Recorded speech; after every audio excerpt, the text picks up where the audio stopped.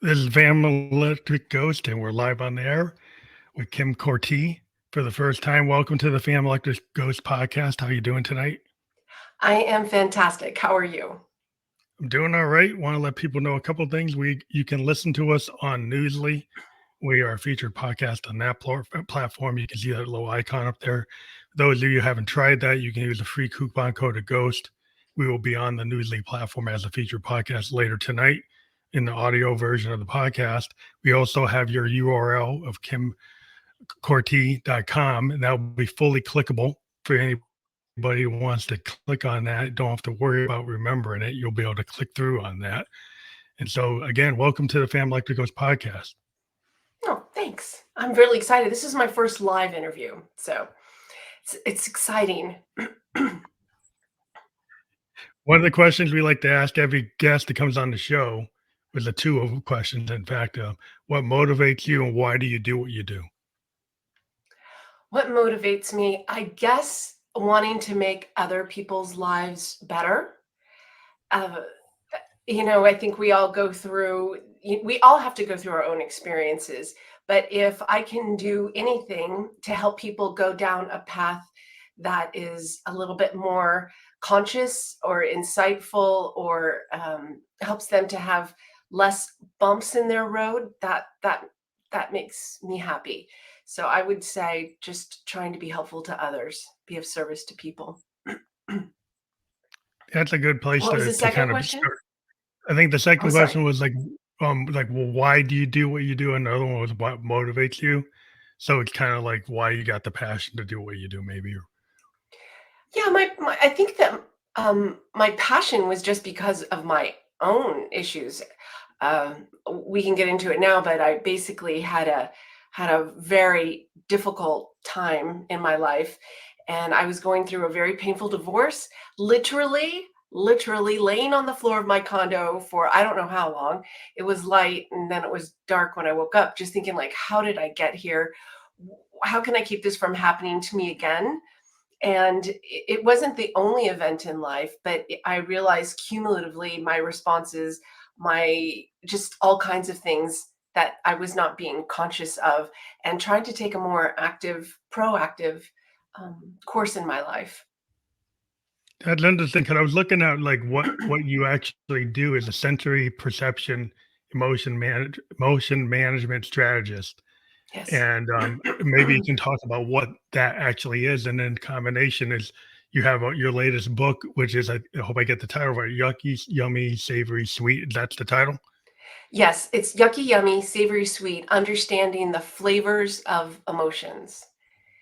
And so sensory perception and managing that and your emotions go hand in hand. And a lot of us don't really think about it that way. And I quite frankly didn't either until I read this book, How Emotions Are Made: The Secret Life of the Brain. Everybody's heard about wiring, right? Of like, Mhm. rewire your brain, all that. But what do we do about what's been wired? And I know they say rewired, but what does it mean? What does this wiring mean? How did it get wired? And more importantly for me is, how did our perceptions play a part in that? Because we respond to the outside world, right? We see things, we hear things, we smell things, we touch things, and these are best guesses of our brain. So me looking at you is actually a prediction of the brain. It is what I smell is a prediction of the brain. Everything we experience is a prediction of the brain. And this is the thing, the brain can get things wrong, or Mhm. it can be very focused and filter out about a bunch of stuff, or it can be more broad. And there's all kinds of things that we miss, but it's these perceptions that are the ingredients for our emotions. And so if you think about it that way, your perceptions, what's going on outside and inside of your world. There's a word that's called interoception, and it is our sensory system that tells us how we feel inside of our bodies. So this is what the brain does on the inside with the inside information. So anyway, the excuse me, I've had this frog. Mhm. I really So good. apologize. But the brain uses these prior wiring, so I call them recipes. So all of this experience and a memory, an experience, learning, all of these things are all the same. It's that combination of things that have taken place and how we feel about it, and that's what gets put into our quote unquote recipe. And then as these ingredients appear in our brain, right, like we've got all this sensory information, 11 billion bits a second, and we're conscious of like 124, so it's trying to make sense of that information, and it's using these recipes to launch our feelings. And most of the time, it's our feelings that will drive our thoughts, decisions, and behaviors, because in our experiences, mostly it's how we felt and what was going on at the time. So that's kind of um, how ingredients are used, or how sensory perception is used. And then how we taste these recipes that get cooked is that interoception that I talked about. And I like to say it's how, you if you type it in, you'll get spell checked and it'll say interception. So Mhm. think of it as how you catch your feelings, how you feel inside of your body. And that's when we're able to connect to those feelings, that's how well we can taste the emotion recipes that the body produces. Yeah, Quick. it seems like it's yeah, I understand somewhat because I was a liberal arts major, but part of what I took was some philosophy and Camus and Sartre and the idea of like perception versus reality. And kind of like, oh, if something falls in the forest and you're not there, did it really happen? Right. And then the perception of like what you see and what you hear is not necessarily like everybody, being a musician, if I write a song and I have my own idea what it is, the fans interpret it however their brain interprets it. And a lot of times lyrics are misinterpreted. Mhm. Visions are called up because that is relevant to you. So when you hear the melody, you get a picture in your head that's not like the picture that everybody else has. It's very personal. It's very unique. It's a moment that gets recalled. It's not always the same. It might be melancholy, might be happy, might be sad, might be what, but it's uniquely like yours. And so the Yes. perception versus reality is sometimes it's not exactly what you think it is. Yes, Yeah. and yet so many of us have no room for belief that we could have what is scientists call as a prediction error. And what you're saying is spot on, because when you think of like a car accident, you can have five different accounts of that car accident, and five different people, all of their stories could be true, but it's just a piece of the story. And we have to factor in that we can see things too that aren't there, that the brain might get wrong. You're out and about and you see somebody and you think you know them, so you go up to say hello, and they turn around, you're like, oh wait, it's not you. It's like your brain Somebody gets else. it gets the picture, and it made an error. Well, it can do the same thing with our emotions. And going back to what you were saying is, when you think about like how weird this whole concept is, like that what you were talking about, consciousness philosophers, they talk about what is red. Like you have phantom in Phantom Electric, you've got this really vibrant red, but when you look at it and I look at it, I have no clue if you see the same red as I do, Mm, and there's no way to prove it, right? yeah. Because it's impossible. Our world is constructed in our heads, and we start doing that from the time we're a child. We learn what a ball is, we learn the difference between different balls. There's a balloon, and then there's a rubber bouncing ball, there's a baseball, a basketball. I mean, it's endless. We learn these distinctions, but what we don't learn, and I'm trying to bring forth into the world, is better able to distinguish our emotions, to make a distinction between our different emotional states, and also between our feelings, because they don't come in the same. There's two different flavors of feelings. There's homeostatic, which is like the feeling of being hungry, the feeling of being tired, the feeling you need to use the restroom. These are Mm, all signals that your the bio, body's giving your you to bio. take, yeah, to take care of yourself, because it's helping you to stay alive, right? Sleep necessary, food necessary. If your heart is beating too fast, hey, you need to do something to slow it down because it's not good for you. Otherwise, you don't notice it. So the same is true of our feeling states. Like, so we use the same body parts to feel it. You feel a racing heart in the same place you feel love. And so sometimes we can't distinguish the emotions, and it's our increased interoceptive awareness, that increased connection to how we feel inside, that helps us to get that distinction, just like we can tell the difference between a balloon and a basketball. Well, I think it's like anything. Like if you're a musician an athlete, you have to practice. Like you don't get that 3-point shot unless you practice. Like if I don't get my bass line unless I know where the notes are on my bass, right? I have to Right, practice.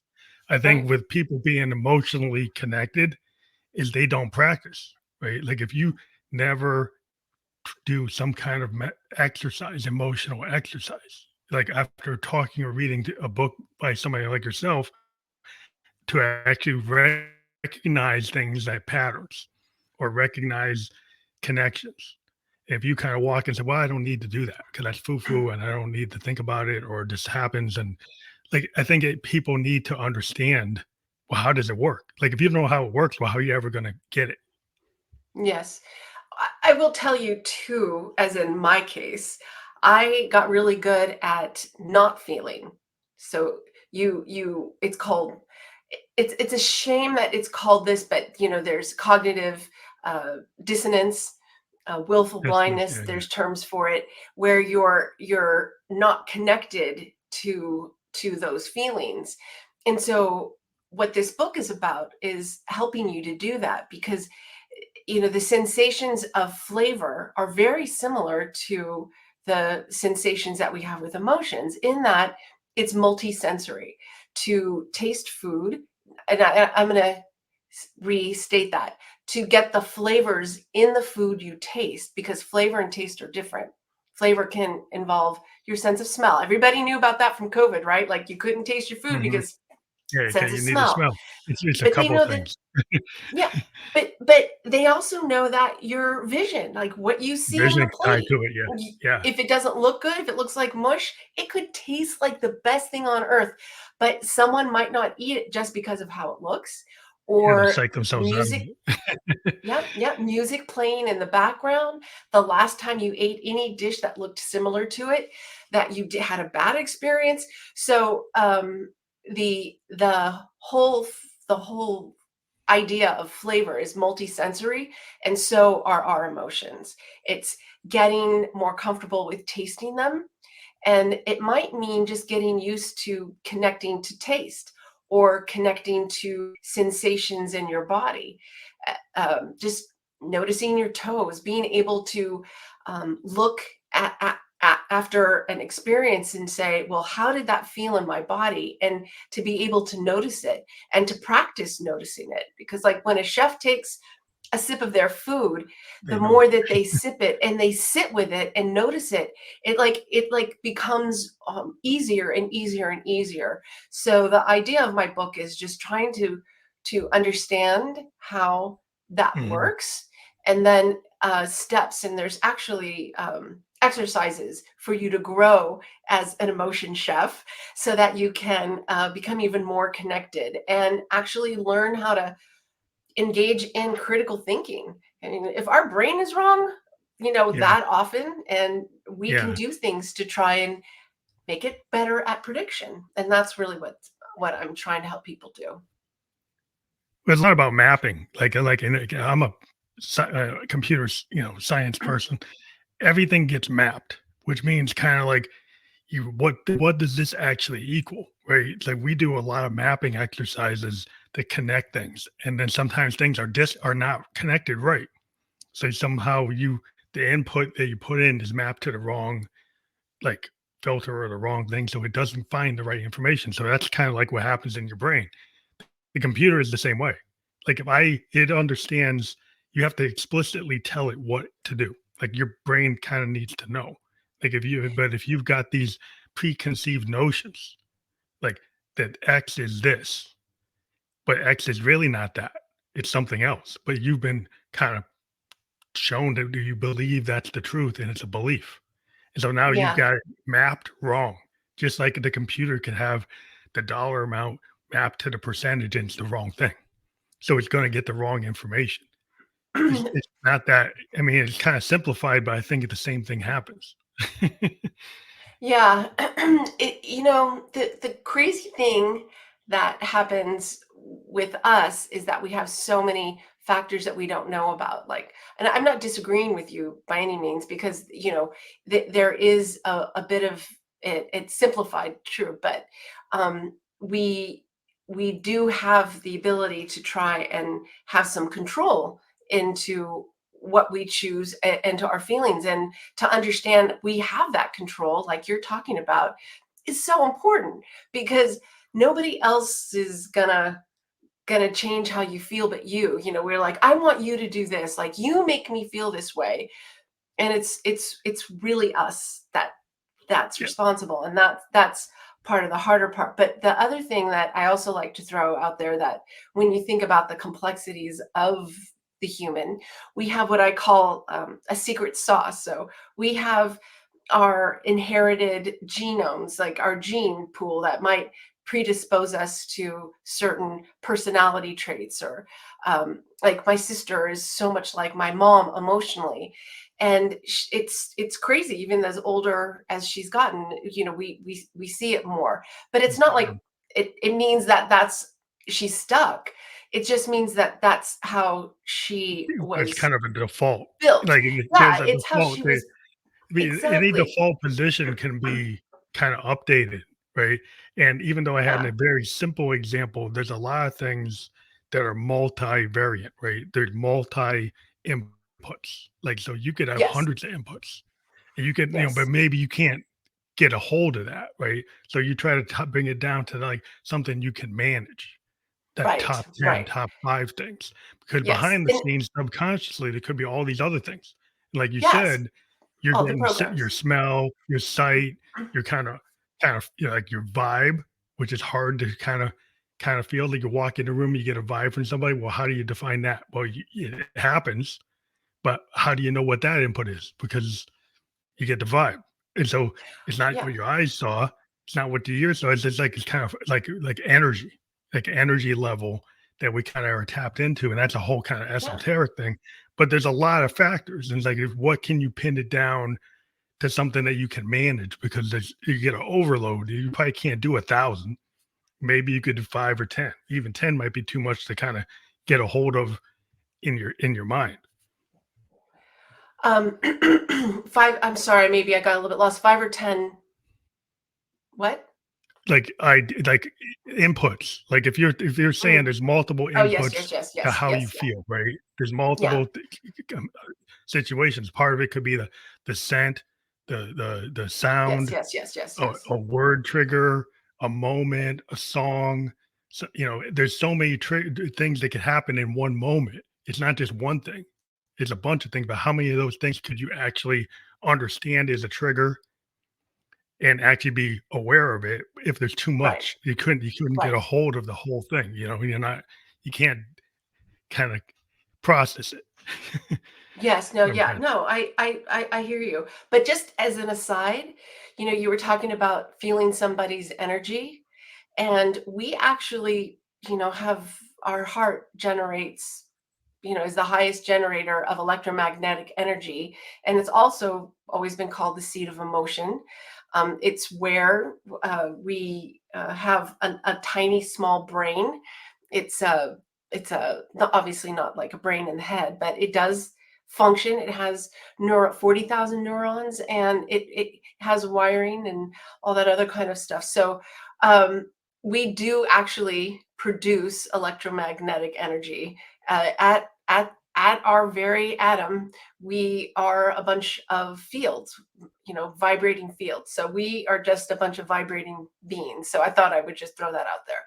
But there was another point when you were talking about that. I was just trying to say though, is that, it's not about what we can't control, the secret sauce, the things that we have maybe hormone imbalance, if we're ill, if we're not getting enough sleep. I mean, these are things that we can try and address either, with the help of a doctor or getting your sleep, eating right, like everything, it all plays into each other. In fact, there is an instantaneous change to your immune system with your emotions.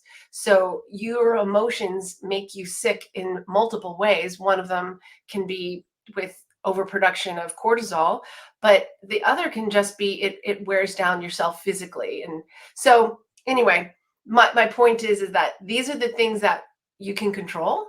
And so, I mean, why not try to, right? Like, why not uh, in this mental health world, trying to eat the best that we can is really difficult. But it's because food is so expensive, because there's so many additives, there's so many chemicals in our food. It's been commented on that people who eat, 24/7 are starving nutritionally. So, doing things to amp up your nutrition, either through supplementation or better foods. I mean, all of this plays into how we respond emotionally, and more importantly, how your brain and your physical body is responding. Yeah, that makes a lot of sense because the idea of like recipes, and I know there was a mention of Food Network and chefs, and there's a specific mention to a Food Network a show called Chopped Yes. in relation to your brain work. So then maybe you can talk about kind of expanding on what that actually it means or what you meant there. I'd be happy to. The the show is called, it's on the Food Network, and it's called Chopped. And the whole idea is there's four guest chef contestants. A lot of them are, very few times are they home chefs, but sometimes they are. It's restaurant chefs, and so they're trained, and they all share the same kitchen with multiple ingredients, but that they can access for their different contests. So there's a appetizer, a main dish, and a dessert. They That's what they base their win on, and they get the same ingredients out in a basket, and they have to use those ingredients. They have to be in whatever food they produce, and they all use it differently. So the point of it is that they are using their culture, they're using past experience, they're using things that influence them to have the exact same ingredients and yet have different outcomes, different outputs.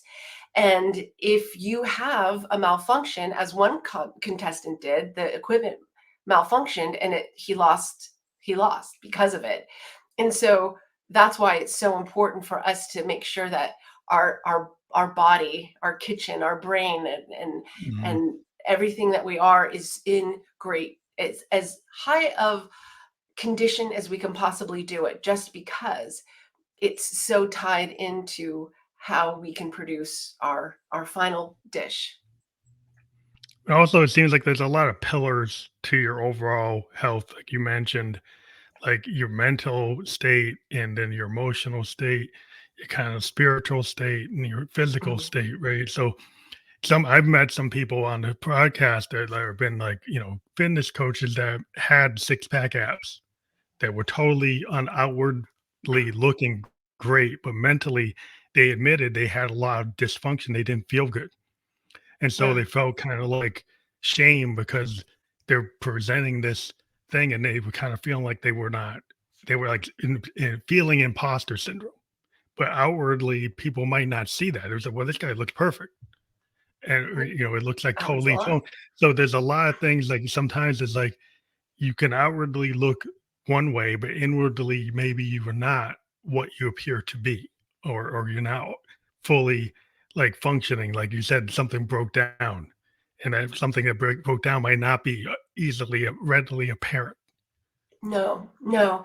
And that's why having that ability to self-assess and to see what's going on in your body is really important.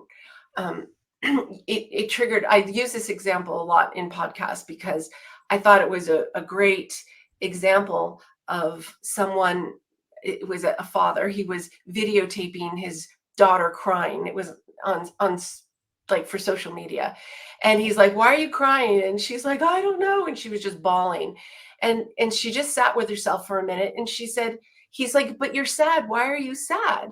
And she's like, "I don't know." So then she decides she's gonna get something to eat and watch her favorite show. And he's like, "Do you feel better now?" And she's like, "Yes." So my point of this story is that her dad was telling her she was sad, and she was really hungry and just needed to sit and get some food in her.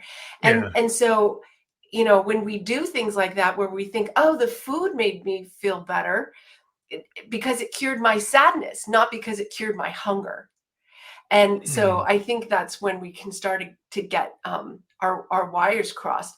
And why, when you are looking at someone who is outwardly, physically just like looks amazing, but maybe they're starving themselves. And so maybe this person is feeling bad about themselves because they just don't have the blood sugar to realize, like, they're not sad, right? They're hungry. Hmm.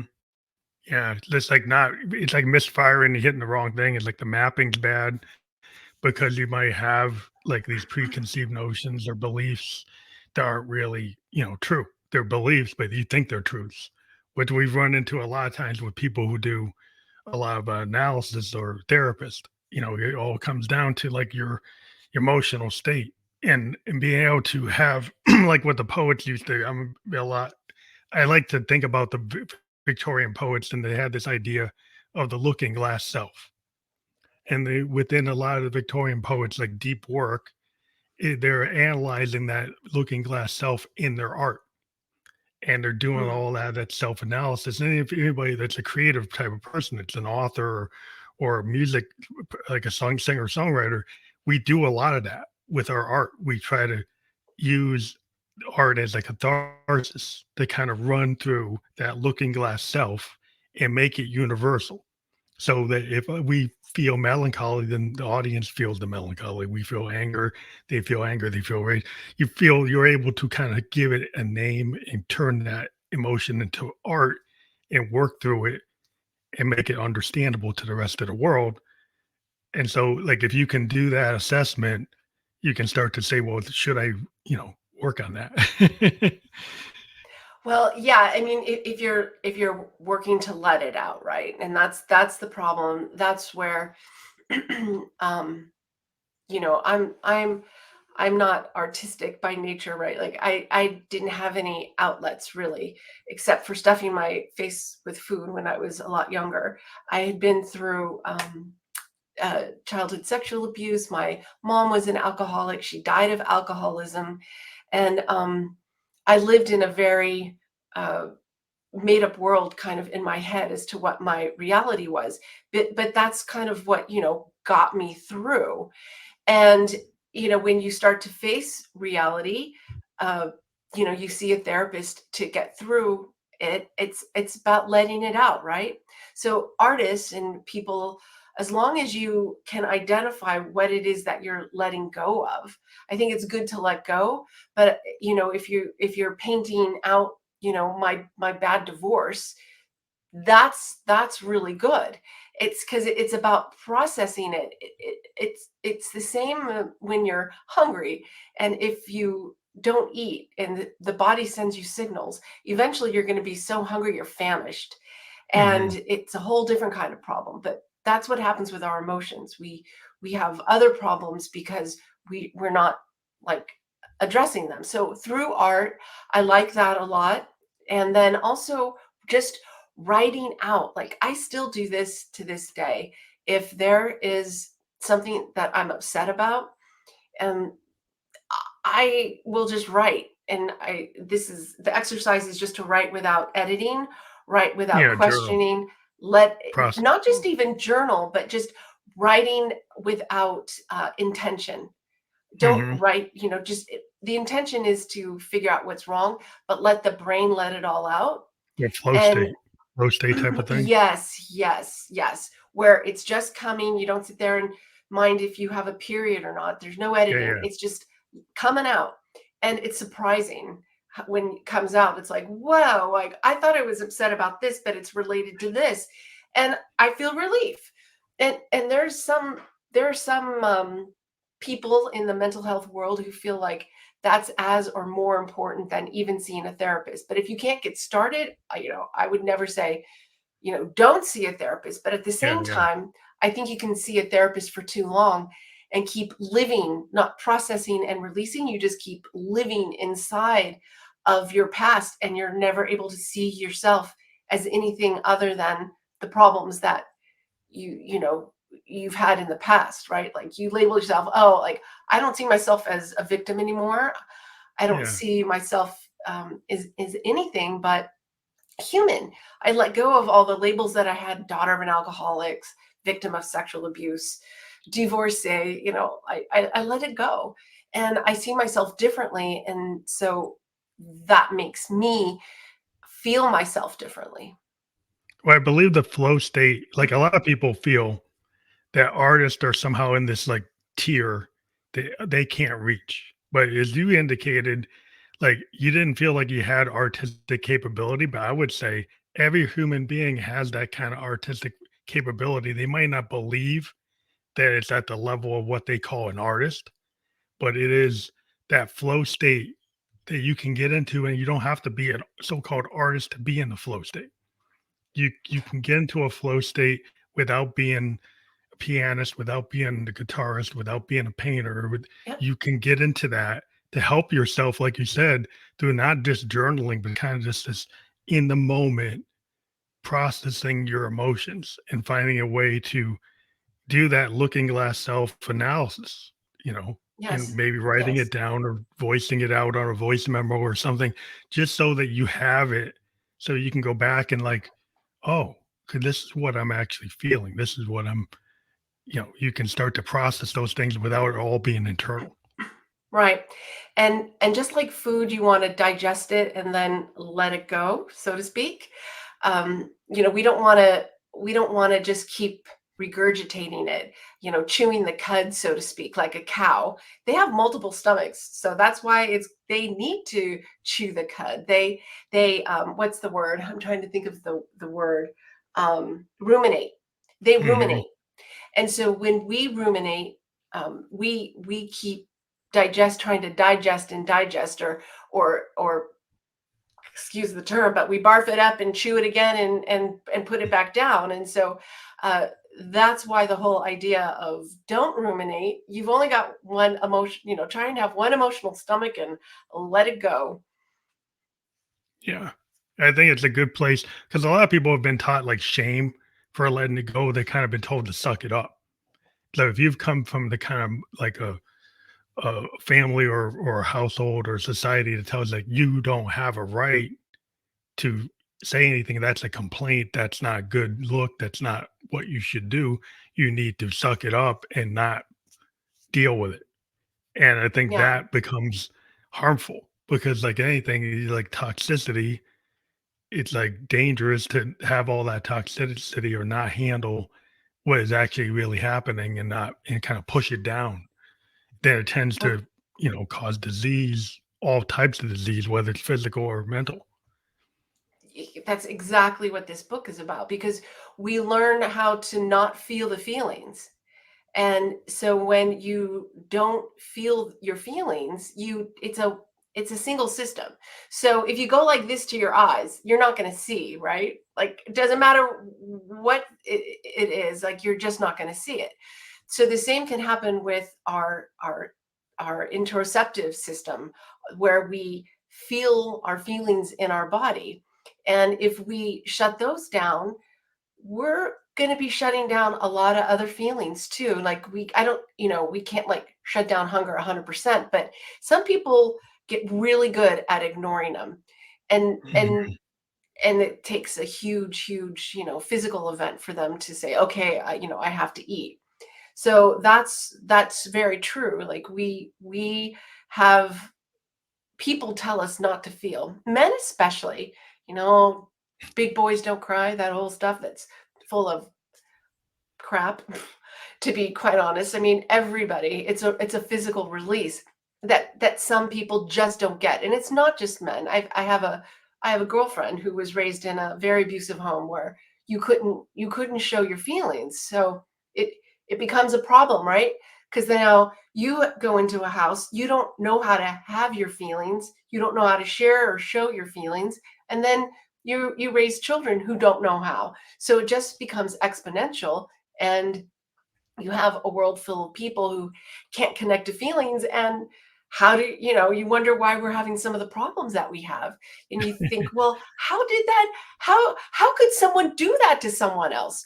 They likely can't feel their feelings just because they don't know how. And I mean literally don't know how. Yeah. Well, there's a lot of things that seem so obvious. Like if you're a logically thinking person and you try to say, well, this is black and white and this is on and off. So, this is right and wrong. But then there are gray areas.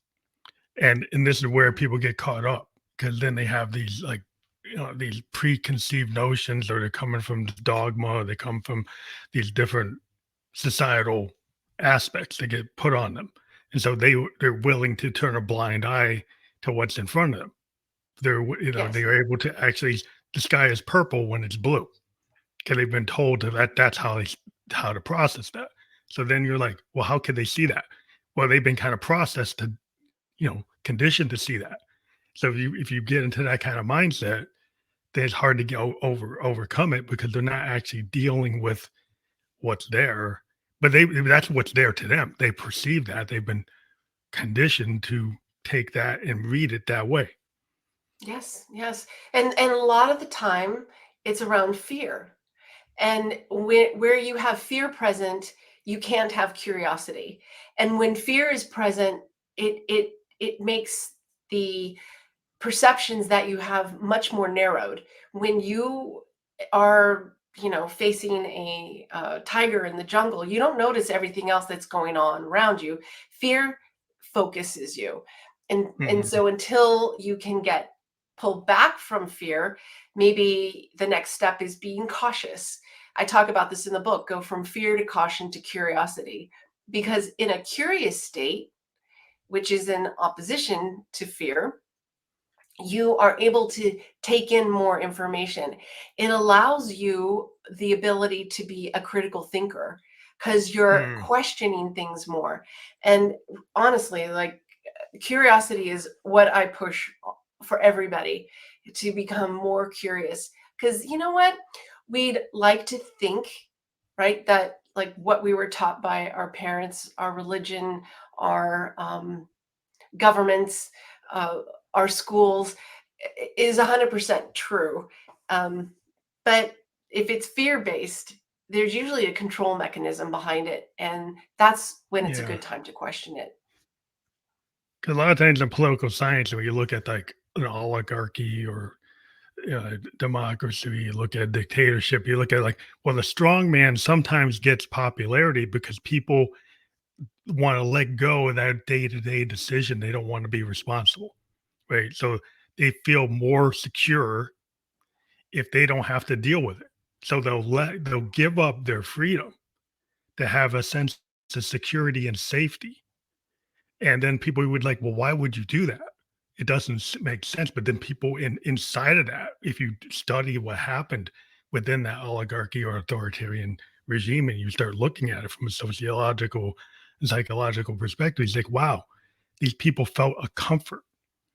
They felt security. They felt safety, to a certain point, and then they didn't. But it's like, Yeah. so sometimes you have to have that curious nature, but you tend not to have that curious nature if you get affected by that. If the safety, because you're scared of that saber tooth or the wolf at the door, but it's not a wolf at the door. You've been told that fear is this other person or this other idea. And so then now that becomes as real as the saber tooth or the wolf. So I'm going to suggest that a lot of us were bred for being a follower and not a thinker. A lot of rules have been put in place, not and challenging those rules could get you in jail or excommunicated or in trouble somehow because you didn't stay, and everyone just has all these really black and white rules like you were talking about earlier. And so if you've been bred, so to speak, like this is just how it's been. So think about how many people never made a decision for themselves, just even in the Catholic Church. Like there's all of these rules that tell you, you know, what to do. And so you don't learn to think for yourself.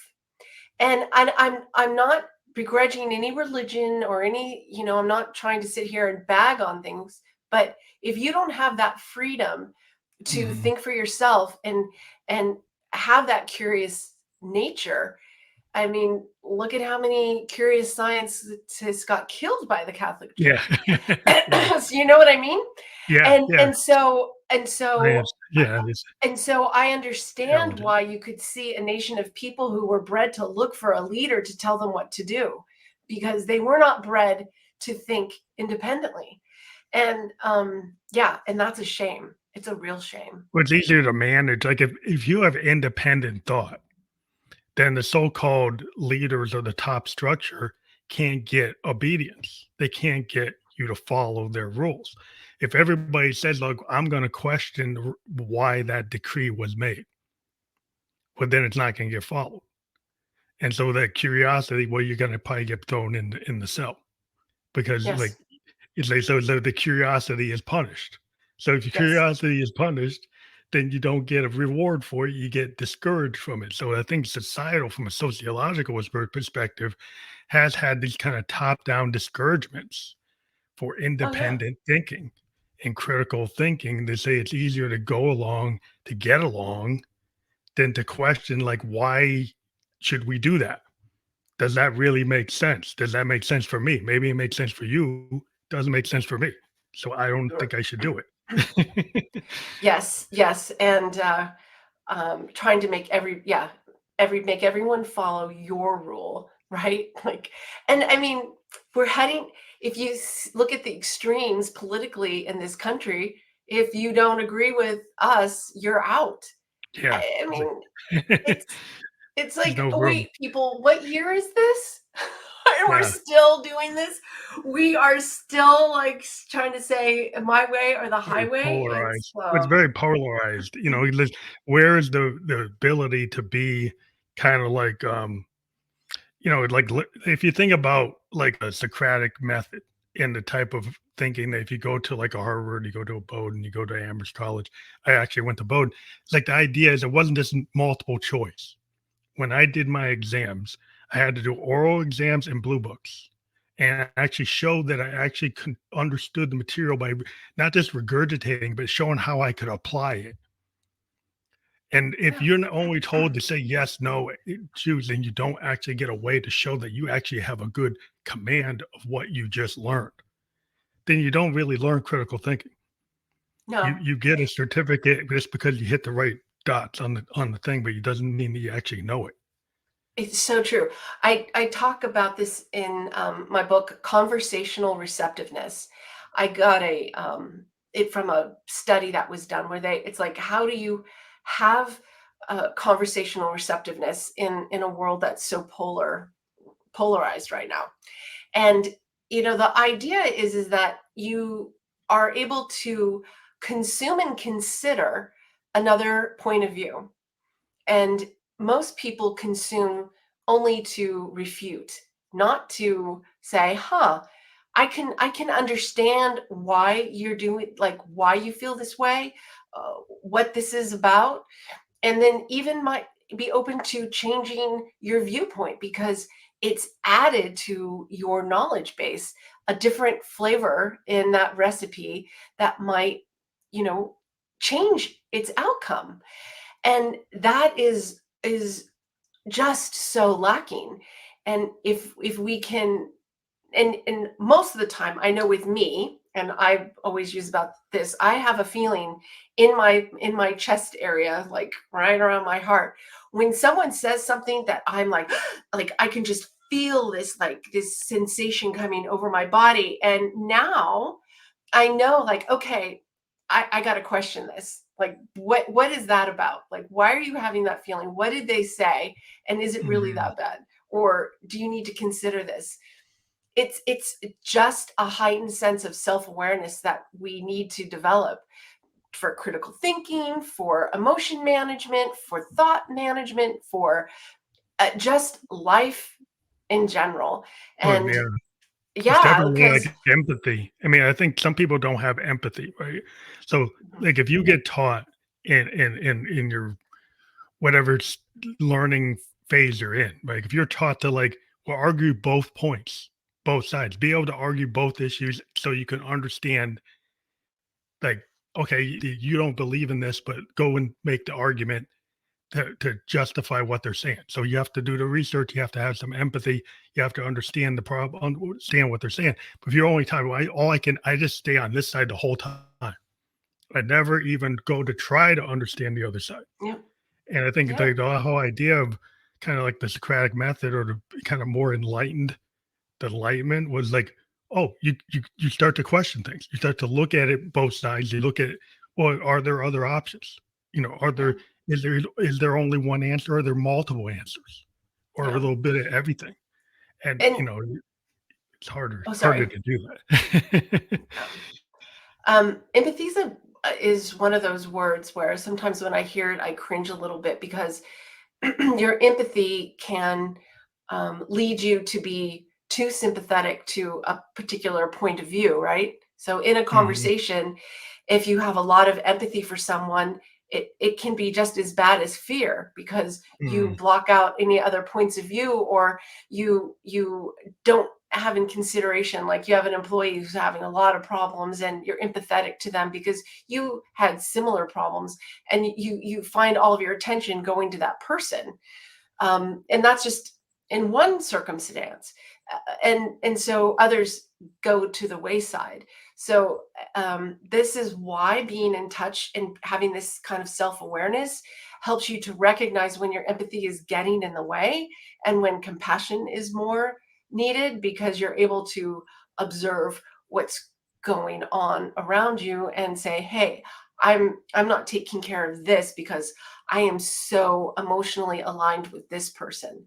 And so, yeah, it can too create conversational problems if you have too much of it or none, right? It's yeah, I all think about it's finding about a balance. yeah, I think it's more from a Buddhist perspective. There's like a balance. So empathy Mhm. would kind of be like the empathy to understand individuals, not just to be focused on like I only understand this individual because I'm empathetic with them, but to understand everybody, right, as much as you Yeah. can to see that these are valid human beings that have emotions. But if you Yes. feel like this Yes. person doesn't have valid, they're not valid, those what they're feeling is not valid. You can't even imagine it. You can't even think about it. That becomes a problem because it's out of balance. It's really about the Right. balance It of is. compassion, the balance of empathy, the balance of anything you do. Because if you go to the extremes on anything, then tend not to go well. 1,000%. I couldn't agree with you more. A long time ago, I was gonna do this kind of a consulting or a coaching group with my friends, and it was called Balance Bureau, because it's, if you think about everything in the world, we need balance, right? You too much or too little of anything, like we have cortisol going through us all the time. It's not like cortisol's bad, it's when it gets out of balance. We can drink too much water and drown internally. The earth is constantly trying to create balance. Our body is constantly trying to create balance, a framework of between here and here where we can live, not necessarily smack in that middle, but this framework of between these 2 points, that means that we're not too hot or we're not too cold, or we have enough water or not enough water, and that's really what I think all of us should strive to do. And Buddhism is such a wonderful philosophy and a way of thinking that I think helps target balance. Yeah, because a lot of times people don't realize, like Western thought sometimes does not consider like Gaia balance. Hmm. They balance. They must say, well, my profit is more important. My Yep. my ideology is more important. Then things get out of sync. It's like Gaia has a balance. Like if you put it out of balance, then humanity might not be able to be on Gaia. You might be able to have insects rule Gaia because you've changed the balance that's actually in their favor. Yes. Not Did you that see that? you I'm can be sorry. out of balance. Yeah. Did you see that movie, The Biggest Little Farm? I don't think I saw it, but I'll check it out. Oh man, it's just so amazing. It's about this couple who buy this just a dirt farm. It was just in no shape at all. And the shape of the farm at the end, it's because they hired a consultant who helped them to create a balanced farm.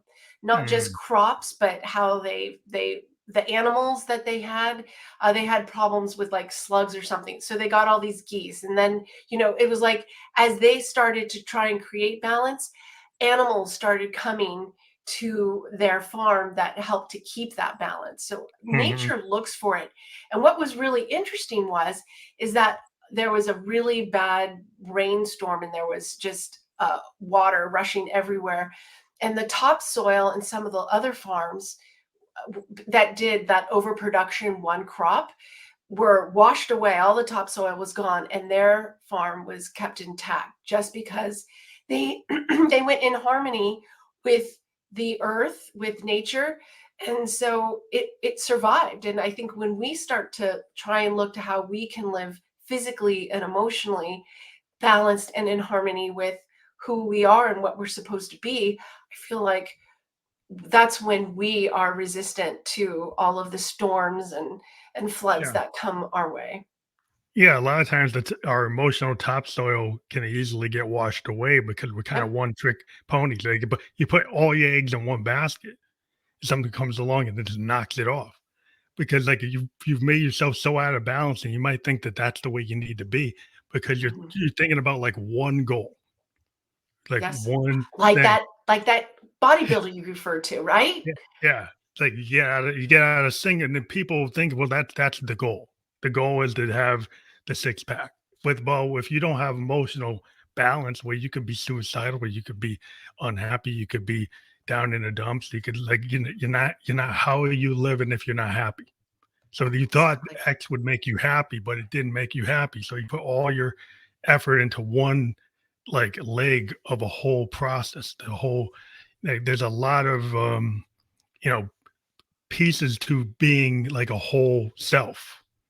And sometimes I think a lot of human beings want to go and get the 10 step one way to one pillar. And then they Yeah. wonder why it doesn't work. Cause like, but we just did 10 steps on one pillar, but they got three other pillars. Like, what did you do about those? No, yeah. It's funny how the whole scriptural term, you reap what you sow. And and if you're sowing in multiple places like you're talking about, uh, I don't know why I was thinking about this today, and I'll just maybe it was to talk about it on this show, but I was thinking about how so many parents, like I live across the street from a park, and this woman had a baby in a swing, a young child, and she's on her phone. And I was thinking, this reminds me a lot of that old, it was at Harry Chapin, Cats in the Mm, Cradle. And it's a uh-uh. guy who spent all of his time on work. He just was gone. He never saw his kid. And his child would say, "Dad, when are you coming home?" And he'd say, "Oh, we'll get together soon." But he didn't pay attention. And so I think like now you see these parents who are complaining that their kids are always on their phone. But when they were with their children, they may have already been on their phone, always been on their phone. So it's being present and valuing what it is you want to create, right? And it's trying to observe what you're doing today. What is it gonna sow tomorrow? And like you said, are you doing enough things to cover all of your bases, your spiritual side, your physical side, your emotional side? Like, are you cultivating friendships? Are you a loner? Like, are you know maybe putting more effort into certain areas that you're lacking, but not just focusing on one area like you were talking about. I thought that what you said was beautiful. Yeah, it's a hard thing because a lot of times, like, we tend to be such an immediate society, and social media makes it very easy to get stuck on like the quick fix. And Hmm. most things, it's not going to be a quick fix. It's not that you can't do it, but what I find is that you need to be able to incrementally do something you can stick with. And Yes. the quick fixes usually you don't stick with them. So it's No. not sustainable. So if you can't find a way to be sustainable in your self-care, then you're probably gonna fail because you got to be able to do it every day for the rest of your life. And if it's so hard that you can't, well, you're not gonna stick with it. Right. Right. Right. My someone that I work with, she asked me, "Well, how are you happy? Like, how do you find happiness?" And I said, "I notice it. Like like one of my favorite things is when I go to bed at night, I've got our two puppies at the bottom of the bed, and my husband's, usually asleep before me anyway, and the four of us are all together on the bed. And I'm like, I'm so happy in this moment. Or when we're eating a really good meal and I stop and notice it, like, and I'm like, oh, this is really making me happy.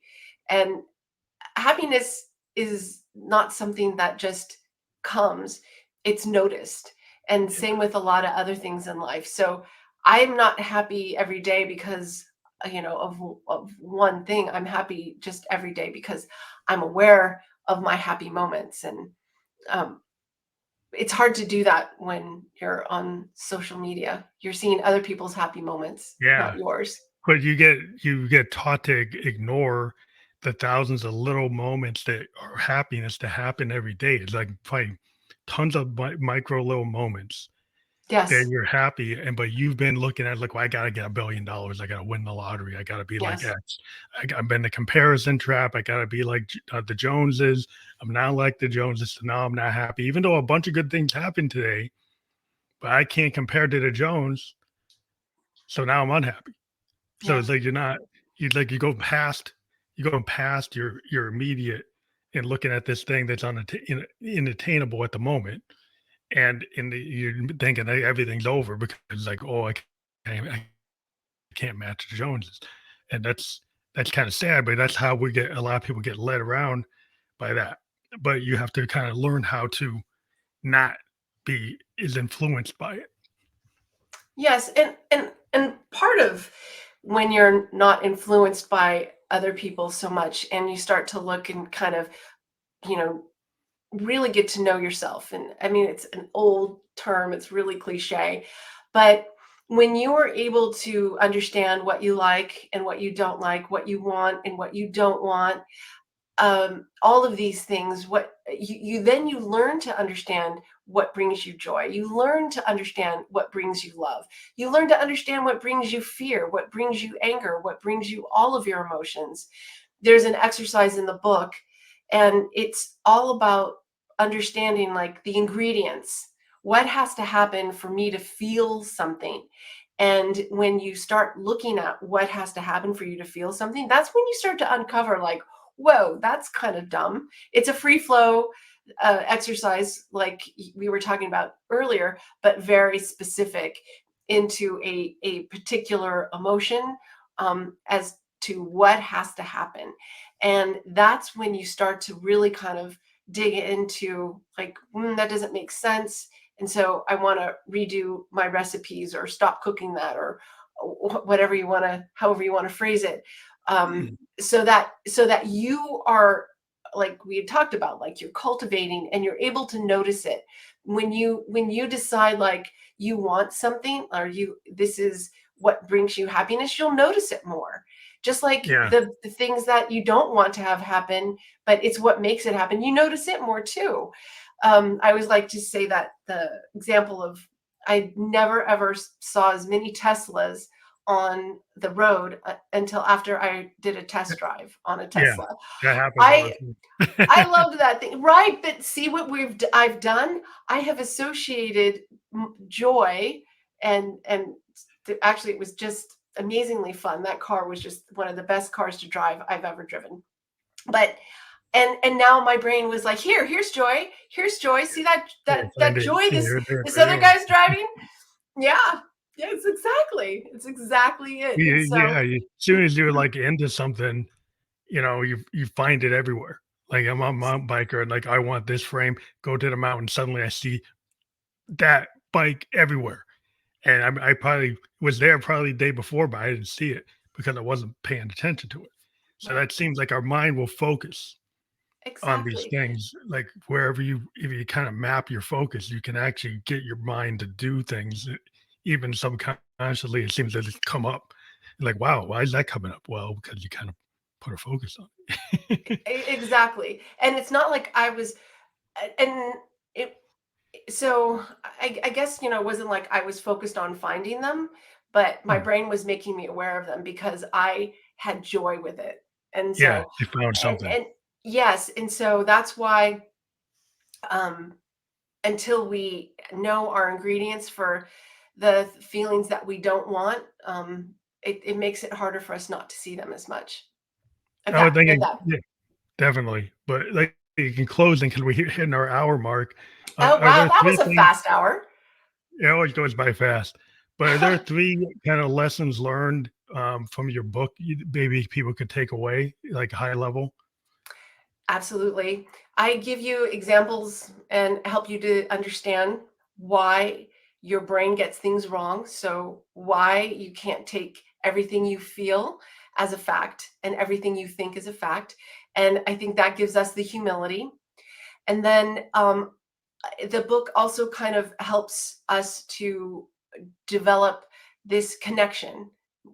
We need connection to other people, but the connection that we have to start with is our internal connection. So I help explain this interoception, this sensory system that if we can develop a closer relationship with, to understand the communication that's going back and forth, it raises our self-awareness tremendously.